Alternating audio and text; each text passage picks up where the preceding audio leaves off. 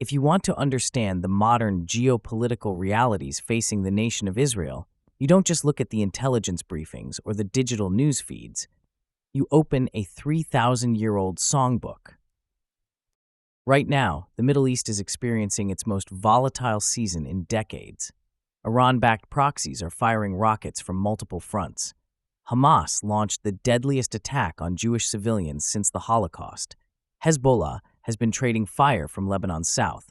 The Houthis launched long-range missiles from Yemen, and the Iranian nuclear program accelerates in the background.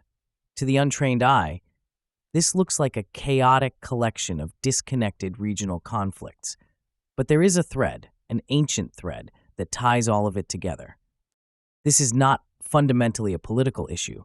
It is not simply a military one.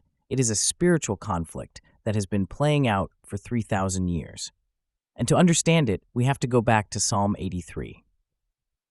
Asaph, a worship leader in ancient Israel, wrote a prayer that reads less like poetry and more like a modern intelligence briefing. He describes a coalition of surrounding nations forming a covenant, a unified pact, with a stated goal: wipe Israel off the map, erase the name of Israel forever. This is not a border dispute. This is genocidal intent. And here is what stops you cold when you read it. The ancient nations' Asaph names correspond almost perfectly with the modern regions encircling Israel today. Bible scholars call it the Ring of Fire. Edom and the Ishmaelites, southern Jordan and the broader Arab world. Moab and Ammon, central and northern Jordan. Philistia, the Gaza Strip, today the stronghold of Hamas. The inhabitants of Tyre, southern Lebanon, today the stronghold of Hezbollah. Ashur, or ancient Assyria, Syria, and the northern proxy networks stretching toward Iraq. 3,000 years later, the geography is the same, the intent is the same, the coalition is the same. But Asaph does not stop at the diagnosis. He prays, and the way he closes this psalm changes everything. Listen to how Asaph begins this prayer. O God, do not keep silence. Do not hold your peace or be still, O God. For behold, your enemies make an uproar. Those who hate you have raised their heads. They lay crafty plans against your people. They consult together against your treasured ones.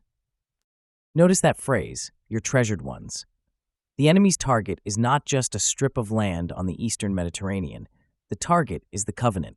The target is the promises of God. And then verse 4 gives us the war cry in plain language. Come, let us wipe them out as a nation.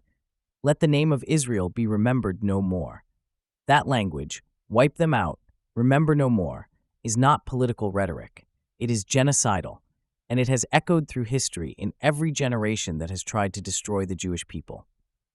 Asaph then lists the coalition, the tents of Edom and the Ishmaelites, Moab and the Hagrites, Gebal and Ammon and Amalek, Philistia with the inhabitants of Tyre, and Assur has joined them. These ancient nations formed a unified front against Israel. And verse 5 tells us why it is deeper than politics. Against you, they make a covenant.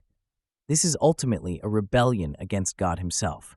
For decades, we have watched these exact geographical regions encircle Israel with tens of thousands of rockets, unified by a single shared ideology, the destruction of the Jewish state. This is the Ring of Fire. And it is not new, it is ancient. Asaph prays for God to act. He calls on God to do what he did at Midian, at the river Kishon, against Sisera and Jabin. He is saying, Lord, you have broken these kinds of conspiracies before. Do it again, like chaff before the wind. But here is where the psalm pivots. Here is where Asaph's heart is revealed. Look at how he closes. Fill their faces with shame, that they may seek your name, O Lord. Let them be put to shame and dismayed forever. Let them perish in disgrace. That they may know that you alone, whose name is the Lord, are the Most High over all the earth. The ultimate goal of divine intervention is not destruction, it is revelation. God answers the conspiracy not just to defend a border, but so that the surrounding nations and the entire watching world will drop their weapons, recognize their empty rebellion, and seek the name of Yahweh. This is the hope that does not make sense to the evening news.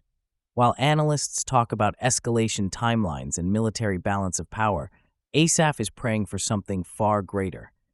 He is praying that God would use this moment, this pressure, this darkness, this conspiracy, as the doorway to revelation. that even the enemies of Israel would one day acknowledge the Most High. So what do we do with this? We recognize these events as birth pains, just as Jesus described in Matthew 24. We stay watchful, we stay faithful, and above all, we trust that no conspiracy, ancient or modern, succeeds against the purposes of Almighty God. The battle belongs to the Lord.